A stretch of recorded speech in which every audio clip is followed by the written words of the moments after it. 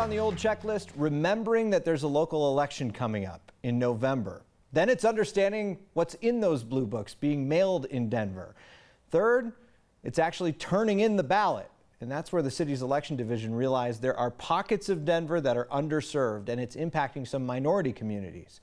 Here's our Anusha Roy with the changes just put in place. A new ballot drop box isn't really exciting, but the reason this one is here is worth talking about. They are sort of an underserved area that starts in Montbello, works its way down I-70 into the Globeville, Elyria, Swansea area, and then out through this part of North Denver into South Denver. Alton Dillard with the Elections Division said after every election they revisit their mapping data, and they also heard from people worried about access and found some gaps. It appeared in some of these underserved and communities of color that there weren't quite enough boxes to give us coverage citywide. A problem they caught knowing full well there are 4 elections in the next year. First up is in November, when voters will be asked about taxes and sports betting. We've always wanted to make it as easy as possible for all of Denver's voters. The city has routinely added in more ballot boxes, and this week 5 new ones were installed. That includes in front of the Rodolfo Corky Gonzalez Branch Library. There it is. And the La Familia Recreation Center. This is a predominantly Hispanic community. It always has been, and I think it's really good to get everybody out and vote. Terrence McCoy is the center supervisor and reached out to the city, saying they needed this after what he saw during the mayoral election earlier this year. Well, there's not really a close location to drop off your ballots in the Baker neighborhood. He said instead, people were showing up at the rec center the day ballots were due. At least 200 people came in trying to drop off their ballots, and we didn't have any solution for them but to send them to a different location. But as for why these neighborhoods and minority communities fell into this gap in the first place, that's kind of hard to say, but the thing that I can say is that our new clerk and recorder, Paul Lopez, that's going to be an emphasis of his, is just making sure that people have the ability to participate.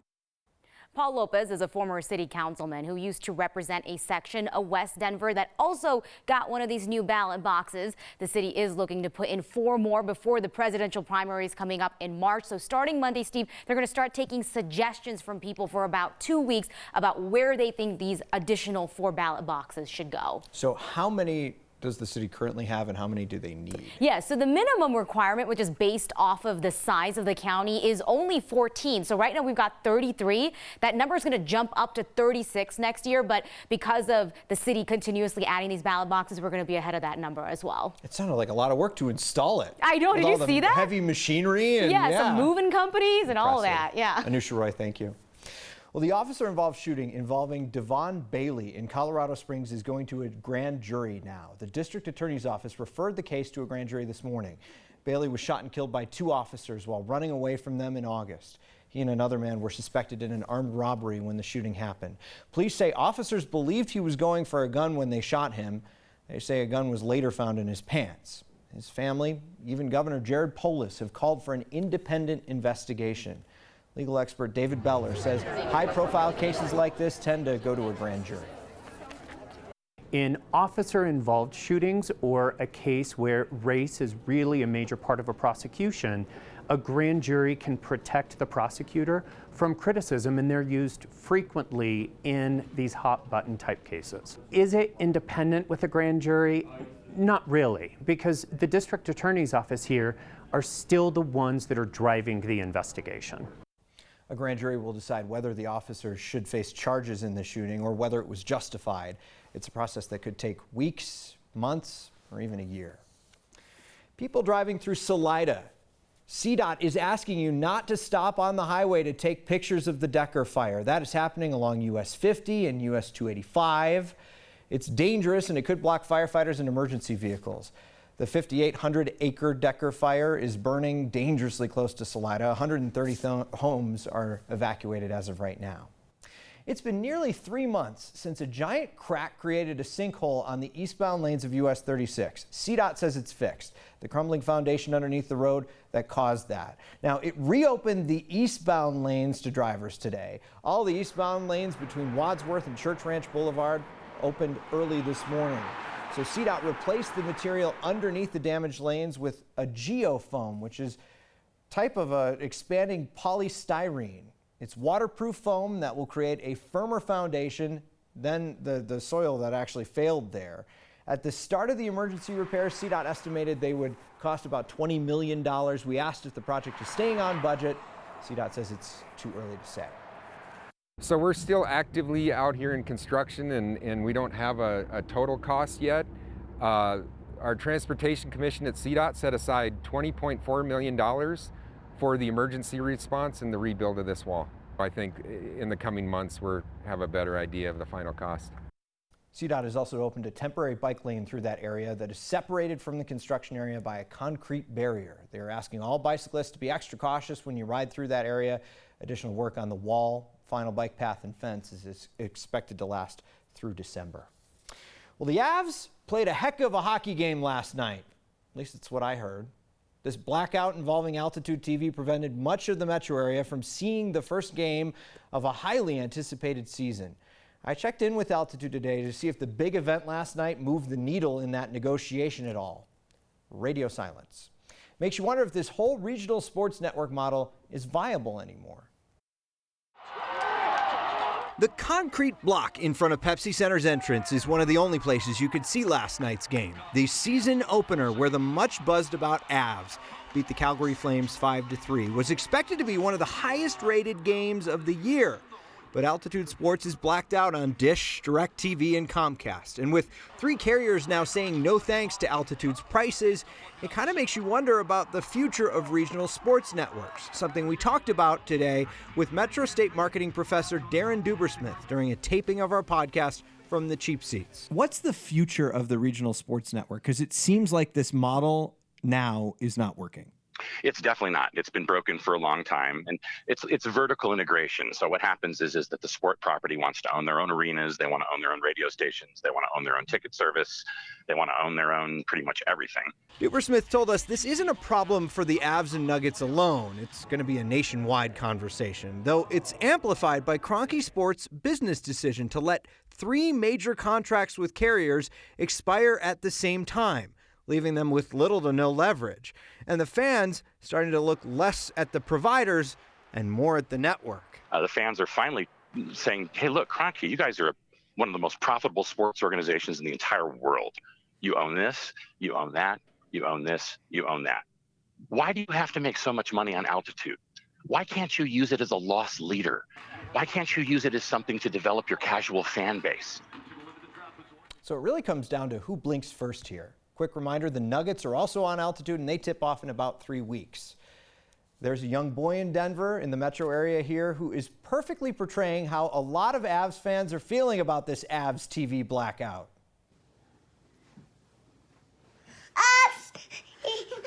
I don't have the abs.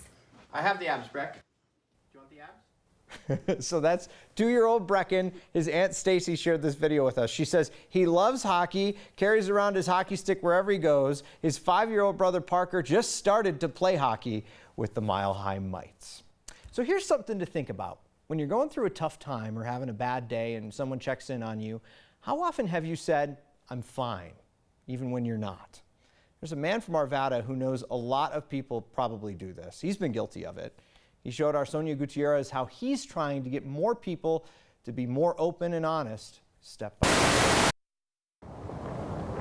The first step is usually the hardest. It was for Scott Masters when he decided he was going to answer a question we all get differently. I recently came across a hard time in my life, and someone asked me how I was. I actually answered it for once in my life. Honestly. He answered honestly. Something he says we don't do enough of.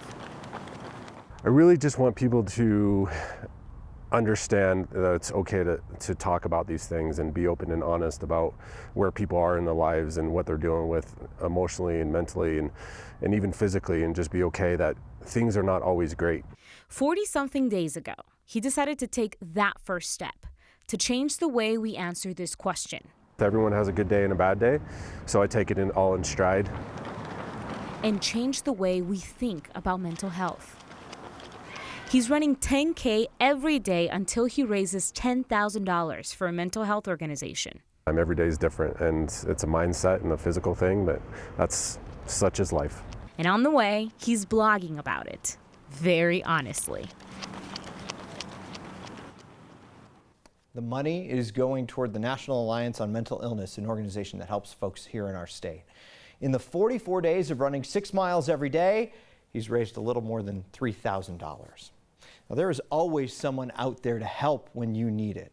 If you find it hard to talk to family or friends about your mental health, you can always call Colorado Crisis Services 24/7. Call 1-844-493-8255 or text the word TALK to 38255. Saturday Night Live has a new cast member who's making history. He was involved in the choir, he was involved in theater, he was funny, he was a great improviser. The first Asian American to join the cast full-time can partly thank Colorado for his comedic roots. The Great American Beer Festival is here. Allow us to offer a little bit of advice for Denver's largest craft beer party. Next.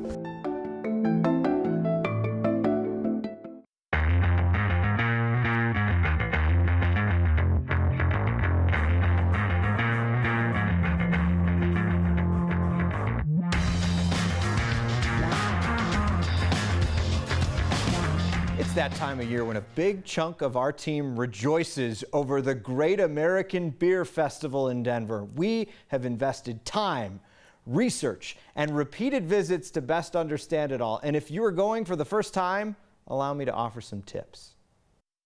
Eat before you go. The lines at the vendors inside can get long, and they kill time you could be spending at the beer stands. And if you make a pretzel necklace, you'll be plenty full all day. If you don't mind missing the bagpipes and pomp and circumstance, I'd suggest getting there a bit before the gates officially open. When you first walk inside, look for vendors giving away free necklaces with a little taster cup holder on it. That way you don't have to carry it around all day. And pro tip, if you're going to one of Saturday's sessions, try to find a list of beers that have won awards and track them down. They will not disappoint.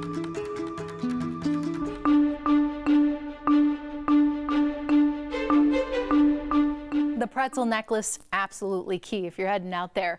The view across downtown Denver looking a little hazy, smoky out there, courtesy of the Decker fire burning near Salida. Here in the metro area, visibility will be poor, air quality moderate, at least through tomorrow afternoon. Strong winds going across the entire state, 30 to 40 mile per hour speeds up in the mountains, 35 near Buena Vista. And red flag warnings will be in place at least through this evening, 7, 8 o'clock tonight, and potentially we could see them go back into effect tomorrow. Here in the metro area, no wet weather to speak of overnight. We'll have mostly clear skies, temperatures cooling off to the low 40s, but it will be a windy one. Temps tonight up in the mountains, 20s and 30s.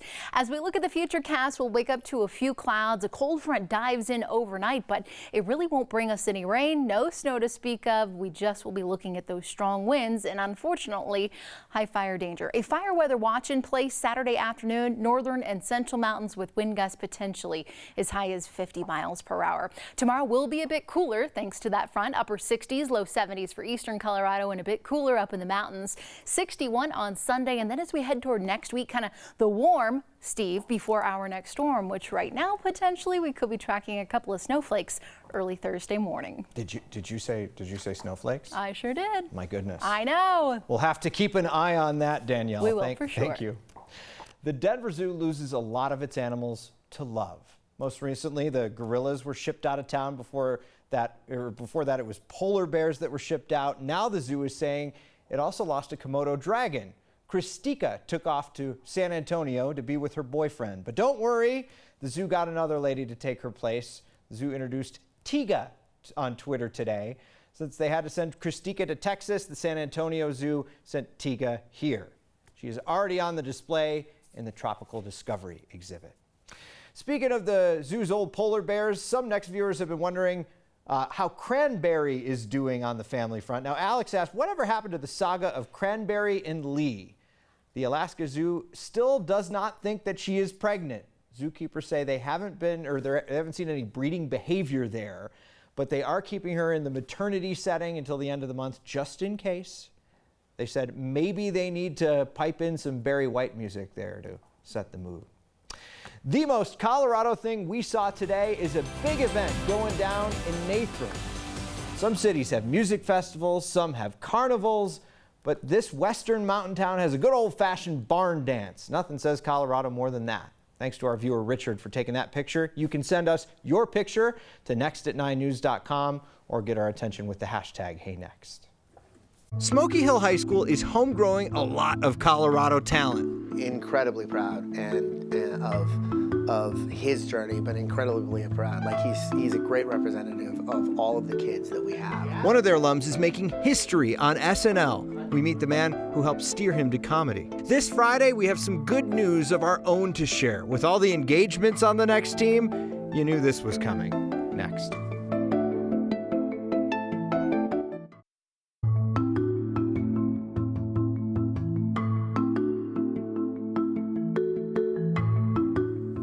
Saturday Night Live has been on the air for 45 years, but it wasn't until this season that they hired their first full-time Asian American cast member, Bowen Yang.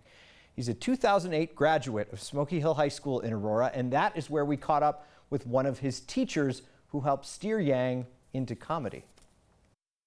And the y equals mx plus b. Adrian Olguin has been teaching math here for 22 years. 10 goes right there. What is that? It is truly diverse. Socio and economically, it's diverse. The next one is 10, right? He is a huge fan of mathematics. Mathematics doesn't care what your accent is. Mathematics doesn't care what socioeconomic. It can get you as far as you want. For one of his students, it got him all the way to 30 Rockefeller Plaza.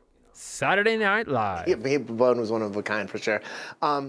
Brilliant, personable, approachable. Like Bowen was, I think, a true Renaissance person. Bowen Yang took a few classes with Olguin, but maybe more influential was spontaneous combustion, an improv class started by Olguin because he also likes comedy.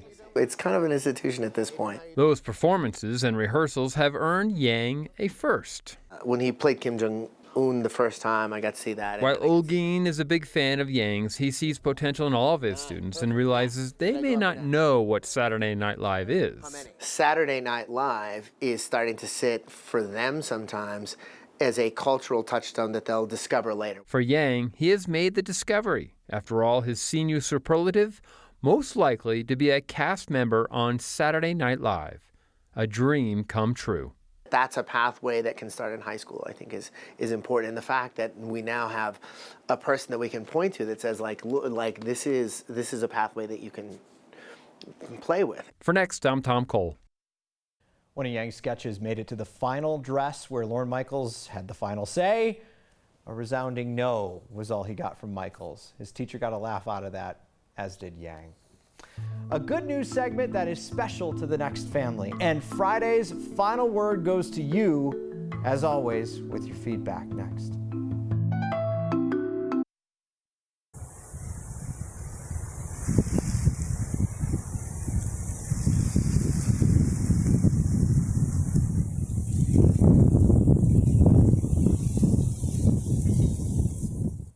Fridays on Next are about sharing good news. And tonight we have some very good news to celebrate with all of you. Our politics guy, Marshall Zellinger, is now a married man. Marshall and his wife, Jana, tied the knot last night. A lot of us in the Next family were there to celebrate the newlyweds. So if you've been wondering where Marshall's been recently, now you know. Congratulations, Marshall and Jana.